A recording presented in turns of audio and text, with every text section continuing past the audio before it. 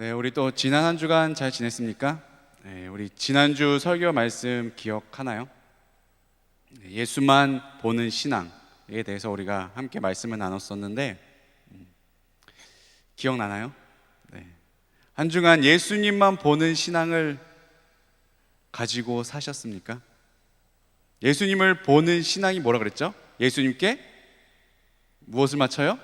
초점을 맞추는 신앙. 네. 왜 우리가 예수님께 초점을 맞췄죠? 예수님께서 우리를 이끄시는 대로 우리가 그 목적지로 가기 위해서, 올바로 그 최종 목적지로 가기 위해서 우리가 예수님만 보고 예수님께 초점을 맞추고 우리가 가야 되는 신앙을 가져야 된다고 했어요. 그죠? 우리의 최종 목적지가 어디라 그랬죠? 네? 네, 천국. 우리가 천국에 가기 위해서 오직 어디에 초점을 맞춰야 된다고요? 예수 그리스도. 예. 그게 예수님만 보는 신앙입니다. 지난 일주일을 그렇게 보내셨으리라 저는 믿겠습니다. 네. 자, 오늘은 나를 따르라 세 번째 시간입니다.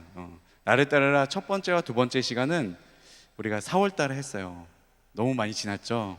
다 새롭죠? 그죠? 지금 물어보면 모르겠죠? 그래서 우리가 간단하게 살펴보고 그 다음에 오늘 본문 말씀을 살펴보도록 하겠습니다. 네. 자, 예수님께서 공생의 사역 중에 나를 따르라고 한 사람들은 주로 제자들에게만 말씀하셨어요. 나를 따르라. 아무한테나 가서 나를 따르라고 말씀하시지 않으셨어요. 제자가 될 것 같은 사람들에게만 그 말씀을 하셨습니다. 예수님을 진정 따를 수 있는 자들에게만 나를 따르라라고 말씀하신 거예요. 아무에게나 나를 따르라고 하지 않으셨습니다. 여러분들은 다 그리스도인이죠? 네, 그리스도인입니다. 그리스도인은 어떤 사람들이죠? 말 그대로 예수 그리스도를 믿고 따르는 자들이에요. 그러니까 여러분들은 그리스도 이꼴 뭐예요? 제자예요, 제자.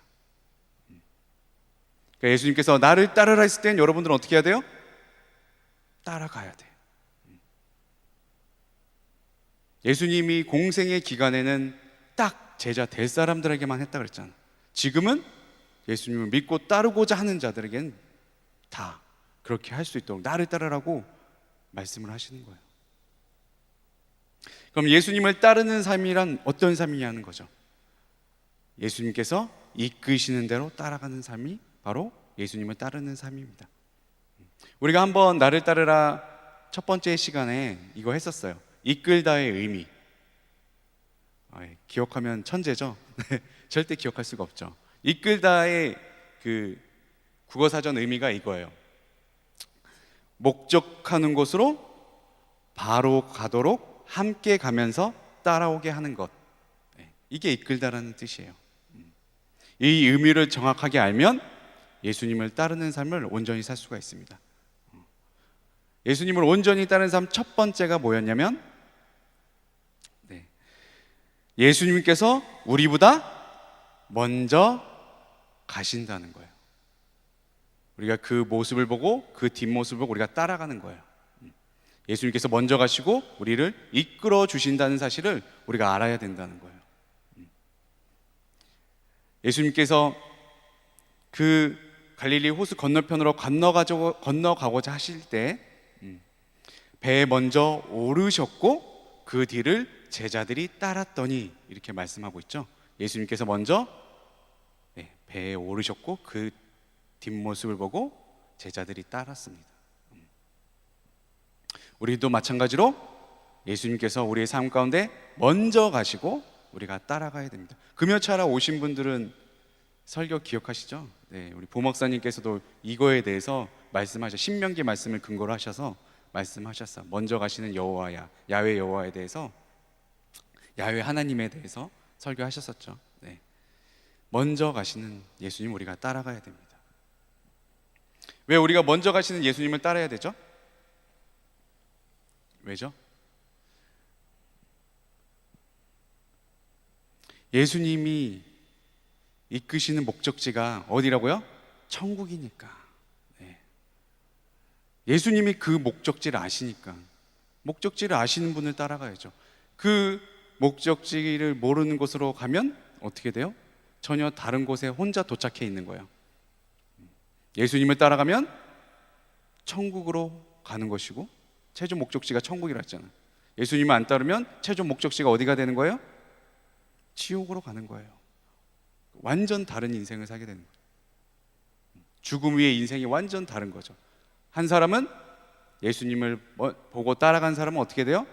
영원한 생명, 영생을 얻게 되는 것이고, 예수님을 보지 않고 다른 목적지로 간 사람은 영원한 벌을 받는 영벌, 지옥으로 떨어지는 거예요.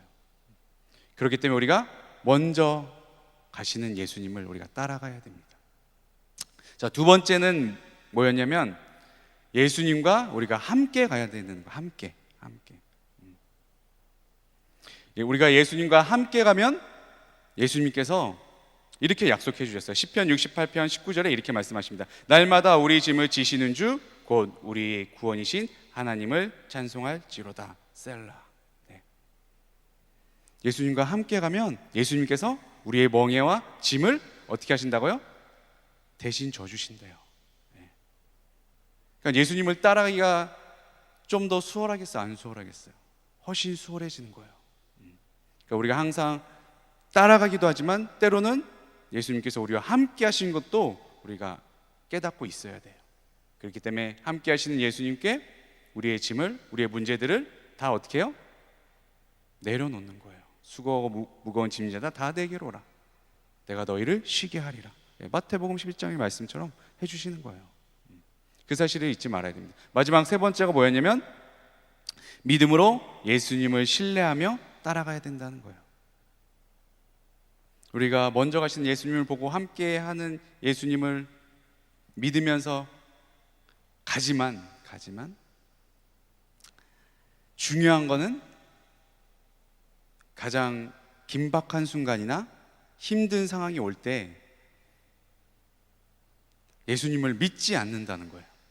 예수님이 먼저 가서 우리를 이끌어 주시고 계시고 우리가 함께 하시는데도 그 문제를 해결해 주실 예수님을 믿지 않는다는 거예요. 우리의 모든 문제를 해결해 주시는 예수님을 우리가 믿고 신뢰해야만 합니다. 근데 되게 많은 우리 청년들이 항상 여기서 부딪히더라고요. 여기서 부딪혀요. 알아요. 먼저 가시고 우리를 이끌어 주시고 나와 동행하시는 예수님 알지만 어떤 문제가 어떤 고난이 나에게 다가오면 그 문제를 해결해 주시는 능력의 주님을 내가 까먹어요. 지금 처한 현실에 갇혀져 버립니다. 그렇기 때문에 우리는 그 상황과 여건들을 보지 말고 문제들을 보지 말고 어떻게 해야 돼요? 그것을 해결해 주실 예수님을 믿어야죠. 믿고 신뢰하죠. 내 능력으로 문제를 해결하는 것이 아니라 예수님의 능력으로 해결함 받는 거죠. 구하거나 생각하는 것보다 더 능히 주시리. 그게 바로 예수님이에요. 그 말씀에 의지해서 우리가 나아가야 합니다. 이 세 가지를 따르는 모습을 해야 우리가 온전히 예수님을 따르는 제자의 모습이다. 이렇게 우리가 얘기할 수가 있습니다. 자, 이 세 가지 모습을 할 자들에게 예수님께서 말씀을 하시는 거예요. 뭐라고요? 오늘 말씀 제목 나를 따르라. 나를 따르라. 예수님께서 처음 부르신 제자들 4명이 있어요. 누군지 아나요? 네, 그 유명한 베드로의 형제 누구예요?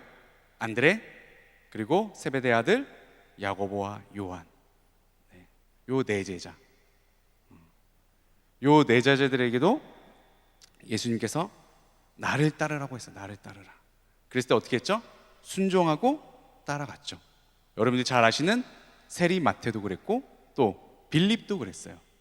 다 예수님께서 직접 나를 따르라 그랬을 때에 그 말씀에 순종했습니다. 순종하고 자신에 있는 모든 것을 버려두고 예수님을 따랐더니 이렇게 기록되어져 있습니다.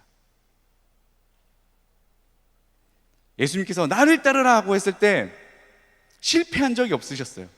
다 예수님을 따랐습니다. 예수님이 봤을 때 좀 전에 우리가 살펴봤던 그 세 가지를 다 순종할 것 같은 자들에게 말씀하셨기 때문에 그래요. 근데 딱 한 사람한테 실패했어요. 그게 바로 누굴까요? 그게 바로 오늘 본문의 등장인물, 부자 청년. 이 부자 청년에게 나를 따르고 했을 때 율에게 따르지 않았던 자입니다. 자, 이 부자 청년은 어떤 사람이었는지 오늘 말씀에 기록되어지길 18절부터 보면 나오죠. 어떤 관리가 나와 예수께 여짜오되 이렇게 나오죠. 관리였어요. 관리. 그 당시에 관리면 상당히 높은 위치죠. 근데 거기다가 어떻게 해요? 젊어. 또 거기다 또 뭐가 있어요? 큰 부자. 세상적으로 봤을 때 뭐 하나 부족한 게 없어요. 그죠? 직업도 탄탄해.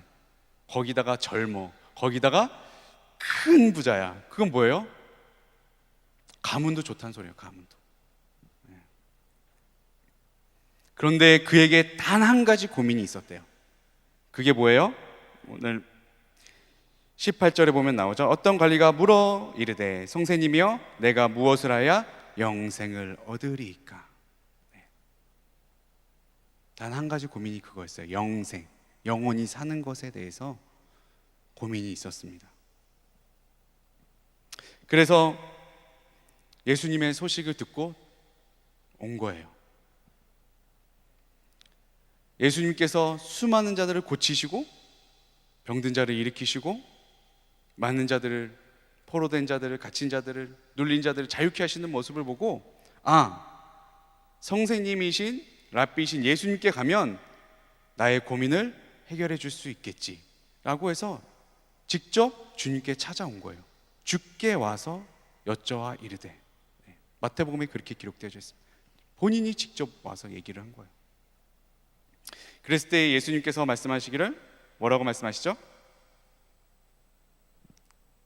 20절에 나오죠. 너가 계명을 아노니 간음하지 말라, 살인하지 말라, 도둑질하지 말라, 거짓 증언하지 말라, 내 부모를 공경하라. 이게 어디에 있는 계명이에요? 네? 10계명. 5계명부터 10계명의 내용이에요. 그랬을 때 부자 청년이 뭐라고 대답하죠? 아주 자신 있게 얘기하죠. 마태복음 19장 20절에 이렇게 기록되어 있습니다. 그 청년이 이르되 이 모든 것을 내가 지키었사온데 아직도 무엇이 부족하니이까. 저 5계명부터 10계명까지 이때까지 어려서부터 지금까지 한 번도 어기지 않고 다 지켰습니다. 이제 저 영생을 얻을 수 있겠죠? 자신 있게 다시 여쭤보는 거예요.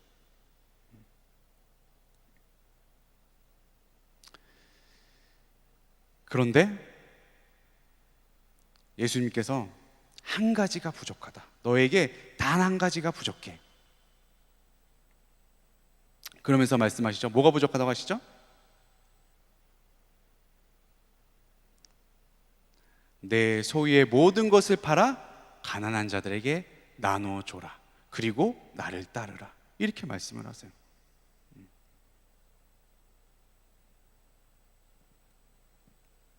그랬을 때 부자 청년의 행동이 어떻게 됐죠? 여러분 다 잘 아시는 말씀이잖아요. 네? 심히 근심하더니 떠나가더라. 네. 자, 여기서 중요한 게 있어요. 10계명, 5계명부터 10계명의 진짜 의미를 부자 청년은 몰랐어요. 그냥 피상적인 그 문자 그대로의 말씀만 알았던 거예요. 그 10계명의 진짜 의미를 깨닫고 있지 못했어요.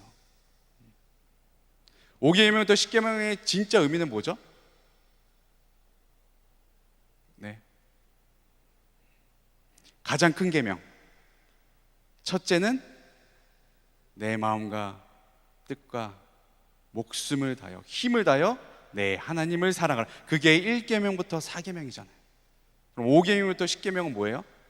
내 이웃을 내 몸과 같이 사랑하라. 그걸 지적하신 거예요, 예수님께서. 내 이웃을 내 몸과 같이 사랑해. 그리고 나를 따라.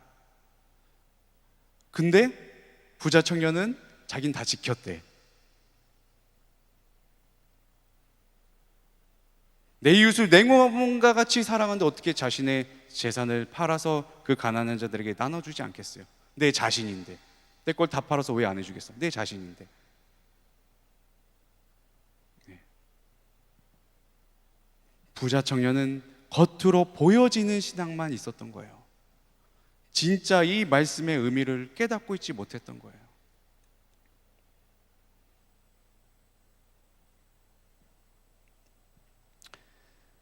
정말 예수님께서 내 소유를 다 팔아 가난하게 주고 나를 따르라고 했을 때 그 명령을 하신 분이 예수님이라는 사실을 올바로만 깨닫고 있었다면 안 따랐겠냐고. 따랐을 겁니다. 근데 그 예수님을 소문으로만 들었고 자기는 믿지 않았어요. 아까 그랬죠? 믿고 신뢰해야 된다고. 부자 청년은 믿고 신뢰하지 않았어요. 바로 그 뒤에 말씀, 예수님의 그 뒷말씀이 있어요. 그 말씀을 아예 생각하지도 않고 있었던 것 같아요. 앞에 말씀만 꽂힌 거예요. 자, 이 말씀의 전체를 제가 읽어드릴게요. 누가복음 18장 22절이요. 예수께서 이 말을 들으시고 이르시되 내게 아직도 한 가지 부족한 것이 있으니 내게 있는 것을 다 팔아 가난한 자들에게 나눠주라. 네. 그 뒷말씀이에요. 그리하면 내게 보화가 있으리라. 그리고 와서 나를 따르라. 다 팔어. 근데 내가 하늘 보화를 너에게 다 줄게. 부자 청년의 그 재산이 많겠어요? 하늘 보고가 열린 그 부가 더 크겠어요? 뭐가 크겠냐? 네, 하늘에 있는 보화를 주신다는 그 예수님을 부자 청년은 뭐 한 거예요? 믿지 않았어요. 신뢰하지 않았다고요. 근데 꼭 우리의 모습과 똑같잖아. 말씀엔 기록되어져 있어요. 주라 그리하면 후히 누르고 넘치도록 안겨주리라. 근데 우리는 알고는 있지만 그 말씀을 진정으로 믿지 않아요. 내 상황과 여건에 봤을 때에 힘들면 절대 내 이웃을 내 몸과 같이 사랑하지 않죠. 내가 먼저 살아야지. 절대 말씀처럼 살지 않습니다. 그러니까 우리도 어떻게 된 거야? 그 앞에 꽂혀 있는 거예요. 뒷말씀이 더 중요한데. 주라. 여기에 꽂혀 있는 거야. 주라. 내가 손해볼 것만 생각하고 있는 거야. 그 뒤에가 더 중요한데. 그리하면 내가 후히 누르고 넘치도록 안겨줘. 그냥 부어주는 것 같은 거 안겨주신다는 표현을 쓰시잖아요.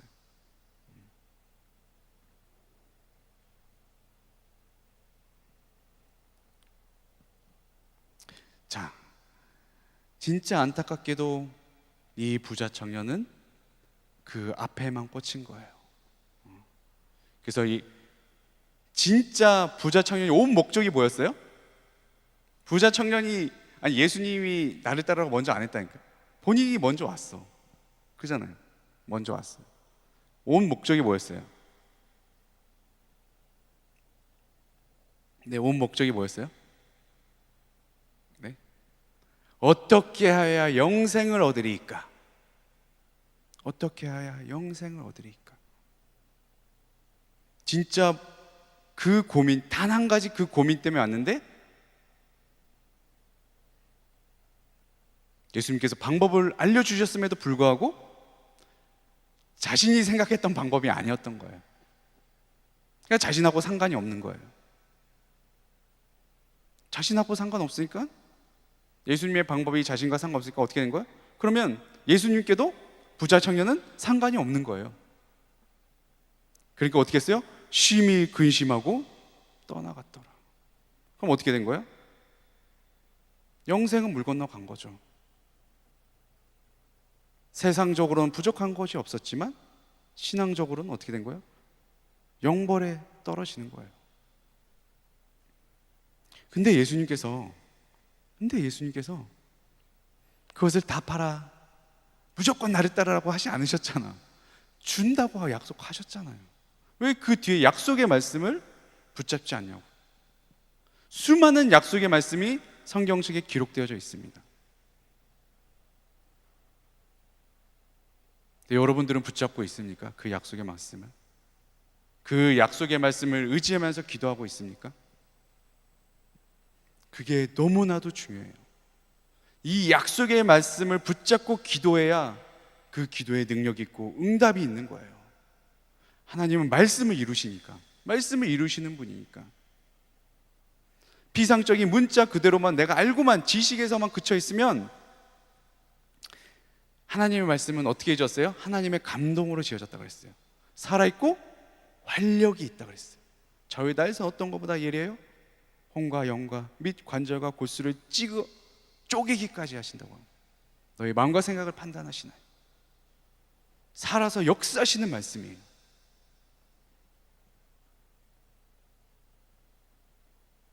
그런데 그 말씀이 나의 삶 가운데 전혀 생명력이 없는 거예요. 그건 왜 그래요? 여러분들이 부자 청년처럼 지금 믿고 있기 때문이에요. 그냥 문자 그대로의 그냥 글로만 알고 있으니까. 그러면 이 말씀이 살아있고 운동력이 있으려면 어떻게 해야 돼요? 이 약속의 말씀을 믿기만 하면 돼요. 믿고 신뢰하면 됩니다. 그럼 되는 거예요. 그러면 큰 풍랑이 일어서 배가 막 잠기고 있을 때에 예수님께 예수님 살려주세요. 큰일 났어요. 우리 죽게 됐어요. 그런 소리 안 한다고요. 예수님께 핀잔을 듣지 않습니다. 이 믿음이 적은 자들아, 이 믿음이 없는 자들아, 너희들의 믿음이 도대체 어디 있느냐? 그런 책망을 듣지 않는다고요. 그 세 번째 단계가 안 됐기 때문에 제자들도 책망을 받은 거예요.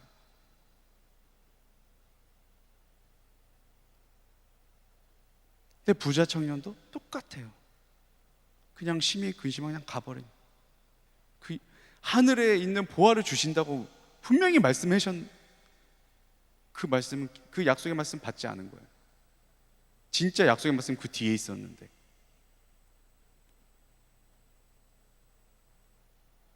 여러분들은 하나님의 말씀을, 이 약속의 말씀을 믿고 신뢰하시기 바랍니다. 그러면 이 하나님의 말씀이 여러분들 삶 가운데 살아서 역사하실 것입니다. 반드시 이 말씀이 여러분들 삶 가운데 이루어질 것입니다. 자, 안타깝게도 부자 청년은 자신의 눈으로 보여지는 것만 믿었습니다. 세상적인 것만 믿었어요. 근데 웃긴 게 뭐예요? 자신이 원하는 건 영생이야. 보이지 않는 걸 원하고 있어. 되게 아이러니하지 않아요? 그럼 왜 그래요? 그 계명이, 그 말씀이 자기 삶 가운데에 생명력이 없으니까. 그러니까 어떻게 돼요? 영적으로 갈급한 거예요. 사람은 영혼용으로 지었기 때문에. 육적인 건 만족이 있으나 내가 알지는 못하겠는데 영적인 체험이 없는 거예요.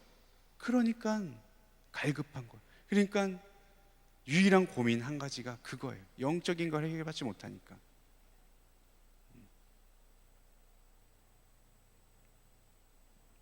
정말 안타까운 거죠. 저희 어머니가 수술하셨어요. 제가 제 어머니 에피소드를 좀 얘기 많이 하는 것 같은데, 네. 믿음의 어머니니까 제가 에피소드를 하는 거예요. 네. 저번에는 저희가 이제 고속도로에서 사고 났을 때, 몇 중 충돌이 막 났을 때에 저희 어머니가 어떻게 했다 그랬죠? 주야! 해가지고, 네.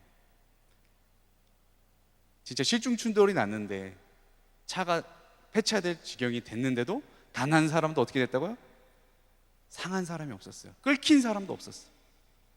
근데 저는 순전히 저희 어머니가 주님을 찾았기 때문이라고 저는 믿어요. 정말 부딪히는 순간 이 몸이 완전히 진짜 이렇게 돼요. 네. 그런데도 목 하나 삐지도 않았어요. 형하고 저는 안전벨트를 안 매고 있었기 때문에. 그래서 이번에는 이제 제가 이제 어머니가 이제 인공관절 수술을 하셨어요. 이게 이제 아시죠? 여기 인공관절에다 누르려면은 원래 있던 무릎을 이렇게 잘라내서 거기다가 이제 쇠를 이렇게 양쪽에 놓고 그다음에 인공관절을 놓아요. 아프겠어요? 안 아프겠어요? 생뼈를 자르는 수술인데 아프죠. 그래서 이제 나오셨어. 수술 마치시고 이제 나오셨는데 이제 비몽사몽가죠. 마취도 이제 막 풀리고 있고 그러니까 계속 하시는 소리가 아파 아파 이 소리만 하시는 거예요. 정신 옆에서 말을 걸어도 그냥 무조건 아파라는 말밖에 못해요. 아파 아파 아파. 그래서 저희 형님도 목사님이고 저도 이제 사역자니까 기도를 해드렸어요. 근데 신기한 게 뭔지 알아요? 예수님의 이름으로 회복될지어다. 예수 이름으로 빠른 회복이 있을지어다. 예수의 이름으로 빨리 건강케 될지어다. 다른 기도할 때는 아멘 소리를 안 하는데 예수의 이름으로 회복될지어다. 아멘 아멘 그 3번을 하시더라니까. 근데 어머니 기억을 못 하세요. 자기가 그랬냐. 기도도 기억이 안 나시고 그냥 희미하게 저희 형 얼굴 살짝 본 거, 형이 눈 떠 엄마 이런 마치 풀리게 하려고 그것만 기억나신대. 그럼 이게 뭐예요? 영적으로 대답하는 거예요. 영적으로 반응해 버리는 거예요. 혼이 나가 있는데도 영적으로 대답하는 거예요. 내 영혼육이 예수님을 믿고 있는 거예요. 저도 간증했잖아요. 죽음의 순간이 왔을 때 하나밖에 없어요. 주님밖에 못 찾겠더라니까요. 나를 살려주실 분이 주님밖에 없어요. 주여, 주님 나를 살려주세요. 주님. 그게 보이지 않는 믿음이에요. 그게 영적인 믿음입니다. 보지 않고 믿는 믿음이 더 크다고 하셨잖아요. 여러분들도 그런 믿음을 소유하셨으면 좋겠습니다. 반드시 그런 믿음을 소유하세요. 정말 긴박한 순간, 정말 절망의 순간이 왔을 때, 죽음의 순간이 왔을 때 나도 모르게 내 무의식적으로 주님을 찾는 것, 그게 보이지 않는 믿음입니다. 겉으로 아무리 주의송소를 하고 왔다 갔다 열심히 봉사를 해도 결정적인 순간에 주님을 찾지 않으면 난 그냥 왔다 갔다 하는 신앙이에요. 내 마음으로 믿어야 돼. 마음으로 믿어 의에 이르는 거예요.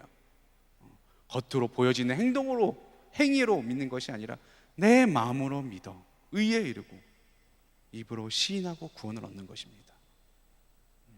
나도 무의식적으로 내 입으로 시인하는 거예요. 주님 살려주세요. 주님을 찾는 거예요. 주님을. 그게 진짜 믿음입니다. 그게 보이지 않는 믿음이에요. 보이는 믿음만 보고 그 사람이 믿음이 좋다 안 좋다를 판단하지 마세요. 마음으로 믿는 것이 진짜 믿음입니다.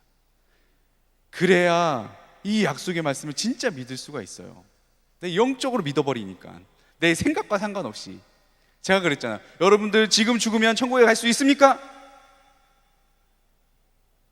천국 갈 수 있어요? 제가 그랬잖아요. 고민하지 말라고. 왜 고민하세요? 아멘 하라고 했잖아요. 왜요? 영적으로라도 대답하라고요. 내가 혼으로 갈 수 있을까? 해도 영적으로 아멘 하면 가는 거예요. 제가 그랬잖아요. 여러분들은 구원 받았습니다. 왜요? 예수님을 믿으니까. 예수님의 십자가를 믿으니까. 여러분들은 죄 사함 받아 이제 거룩하여졌기 때문에 거룩한 저 하늘나라로 갈 수 있습니다. 그냥 아멘하고 보는 거예요. 네, 제가 그냥 쉽게 이렇게 얘기하지만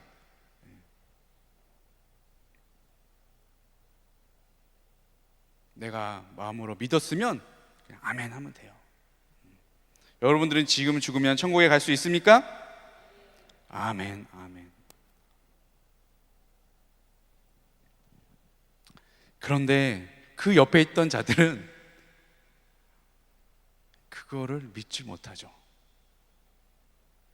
재물이 있는 자, 세상적으로 세상을 보고 있는 믿음을 갖고 있는 자는 낙타가 바늘기로 들어가는 것보다 천국에 들어가기가 더 어렵다. 그랬을 때 제자들이 뭐라고 하죠? 그럼 누가 구원을 얻으리이까? 그럼 누가 구원을 얻으리이까? 그랬을 때 예수님이 뭐라고 하죠? 방법이 있다. 뭐라 그러죠? 우리 한번 읽어볼까요? 이건 한번 읽어봅시다. 누가복음 18장 27절. 누가복음 18장 27절. 우리 다 찾았죠? 읽겠습니다. 시작. 이르시되 모두 사람이 할 수 없는 것을 하나님은 하실 수 있느니라. 우린 할 수 없어요. 누군 하신다고요? 하나님은 하실 수 있습니다. 하나님은 다 하실 수 있으세요. 그러니까 하나님이 약속한 건 다 이루어지는 거예요. 하나님은 다 하실 수 있으니까 사람과 상관이 없대요. 사람은 못한대요. 근데 하나님은 다 하실 수 있습니다. 그 사실을 믿으십니까? 아멘. 그럼 약속의 말씀을 받으신 거예요. 지금 아멘 하신 분들은 이 약속의 말씀 다 받으신 거예요. 왜요? 내가 한 게 아니고 하나님이 하시니까. 하나님이 다 하실 수 있으시니까. 왜요?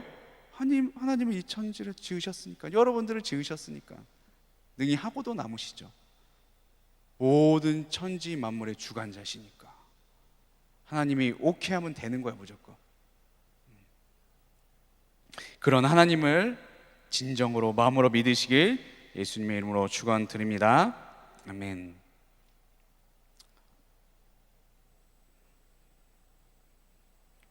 딱 이렇게 하고 얘기를 하고 났더니 베드로가 이제 우리 베드로 사도님께서 나오셔서 또 한마디 하시죠.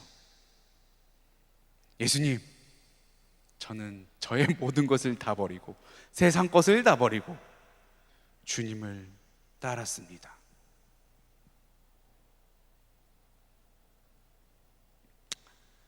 우리는 그럼 어떻게 됩니까? 나는 세상적인 거 다 버렸어요. 나의 직업을 다 버렸고 내 아버지를 버리고 예수님을 따랐습니다. 예수님의 제자된 우리들을, 세상적인 모든 것을 버리고 주님을 따른 우리 제자들은 어떻게 됩니까? 이렇게 물어봅니다. 참 베드로 사도는 정말 믿음이 이럴 때는 훌륭하세요. 그랬을 때 이런 말씀을 하시죠. 누가복음 18장 29절 30절. 제가 29절 읽고 여러분들이 30절 읽으시면 됩니다.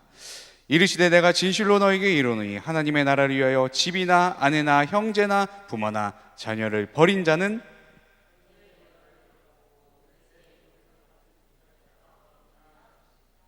아멘. 모든 것을 버리고 따라온 자는 어떻게 된다고요? 현세에서도 받는데요. 현세에서도 몇 배? 여러 배로 받는데요. 그리고 뭘 얻어요? 제일 중요한 영생을 얻는 거예요. 영생을 얻지 못할 자가 없다. 그럼 우리는 어떻게 해야 돼요? 부모고 뭐고 다 없어요. 이제 예수님만 따라가면 돼요. 진짜 이 말씀의 의미를 잘 깨달아야 돼요. 부자 청년이 핀트를 못 맞췄듯이 정말 십계명의 진짜 의미를 몰랐으니까 그렇게 행동을 한 거예요. 예수님이 그런 의미로 말씀하신 게 아니에요. 항상 제가 여러분한테 하는 말씀, 우선순위를 먼저. 우선순위. 가장 계명의 첫 번째 뭐예요? 내 하나님을 사랑하는 것. 하나님을 먼저 사랑하면 되는 거예요. 그러면 어떻게 돼요? 그 나머지는 하나님이 다 책임지신대요. 부자 청년에도 똑같이 말씀하셨어요. 내 소유를 다 팔아. 그리하면 하늘에 있는 거 다 줄게. 근데 모든 것을 다 버리고 그물을 버려두고 아버지를 버려두고 따랐던 이 네 제자들, 세리마테, 빌립,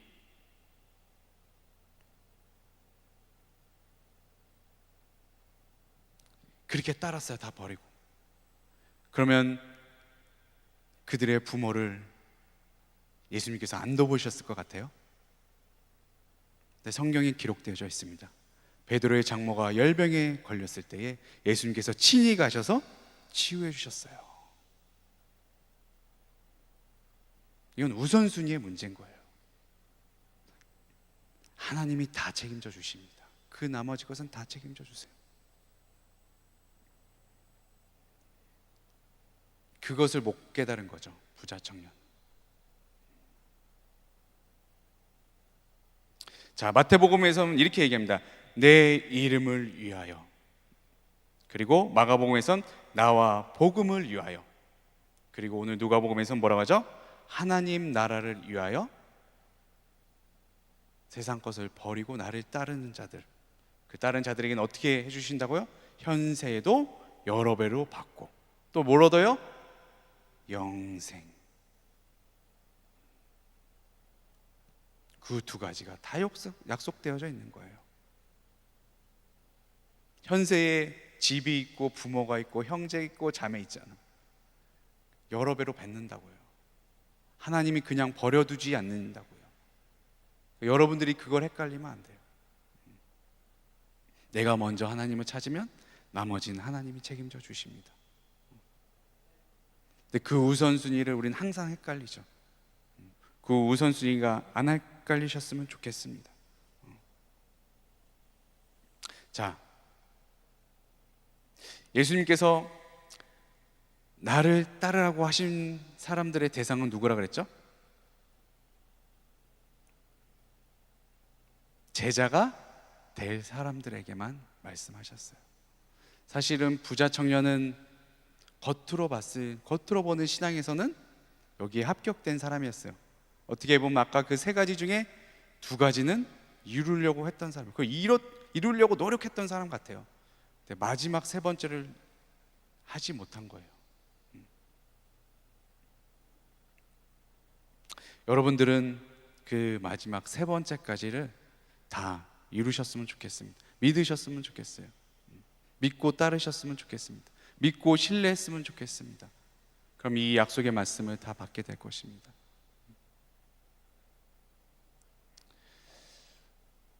오늘 여러분들에게 예수님께서 말씀하시는 거예요. 근데 이 기회가 언제 올지 몰라. 부자 청년은 처음이자 마지막 기회였어요. 나를 따르라. 그럼 너희가 고민하고 있던 그 고민, 영생을 허락하여 줄게. 근데 부자 청년은 어떻게 했어요? 그 기회를 아주 보기 좋게 차버렸죠. 여러분들에게도 지금 똑같이 말씀하시는 거예요. 나를 따르라. 나를 따르라. 그 앞에 조건이 붙어요. 제가 읽겠습니다. 여러분 아멘 하시면 돼요. 예수님께서 말씀하십니다. 내 이름을 위하여 나를 따르라. 나와 복음을 위하여 나를 따르라. 하나님 나라를 위하여 나를 따르라. 아멘. 저도 아멘입니다. 그냥 무작정 나를 따르라고 하지 않아요. 반드시 목적이 있으세요. 예수님 분명한 목적이 있으세요. 제자들에게는 어떤 목적이 있었어요? 사람을 낚는 어부가 되게 하리라. 그냥 무조건 나 따라 이게 아니에요. 정확하게 말씀하셨어요. 사람을 낚는 어부가 되게 하겠다. 여러분들이 말씀하십니다. 내 이름을 위하여, 또요 나와 복음을 위하여, 또요 하나님 나라를 위하여 나를 따르라. 우리가 예수님을 따르는 목적이 뭐라고요? 최종 목적지를 가는 거예요. 천국을 가는 거예요. 하나님 나라를 위하여 따르는 거예요. 우리 예수님을 따르는 여러분들이 되시길 예수 그리스도의 이름으로 축원드립니다. 지금 아멘으로 화답한 자들에게 주시는 말씀입니다. 마가복음 10장 30절입니다. 현세에 있어 집과 형제와 자매와 어머니와 자식과 존토를 100배나 받되 박해를 겸하여 받고 내세의 영생을 받지 못할 자가 없느니라. 아멘. 현세에도 100배 받는다고요. 그리고 또 뭐 받아요? 영생. 그 두 가지를 다 받게 될 것입니다. 나를 따르라라고 했던 지금 예수님의 말씀에 아멘으로 화답한 여러분들은 다 받게 될 것입니다. 그렇게 되기를 예수 그리스도 이름으로 축원드립니다. 아멘. 이제 기도하겠습니다. 우리 이 시간 기도할 때에 이렇게 기도했으면 좋겠습니다. 주님께서 지금 저에게 말씀하셨습니다. 나를 따르라. 나를 따르라. 주님, 감사합니다. 나를 주님의 제자로 생각하여 주시는군요. 아무나가 아닌 제자들에게만 허락하셨던 그 말씀을 지금 나에게 주시는군요. 이제 예수님의 이름을 위하여, 예수님과 복음을 위하여, 하나님의 나라를 위하여 내가 예수님을 따르겠습니다. 그렇게 결단하는 기도를 하셨으면 좋겠습니다. 우리 주여 삼창에 치고 결단의 기도를 하겠습니다. 주여, 주여, 주여. 오 주님, 오래 야쏘바라사드리셔 소바라스 오라사바라시오드리아서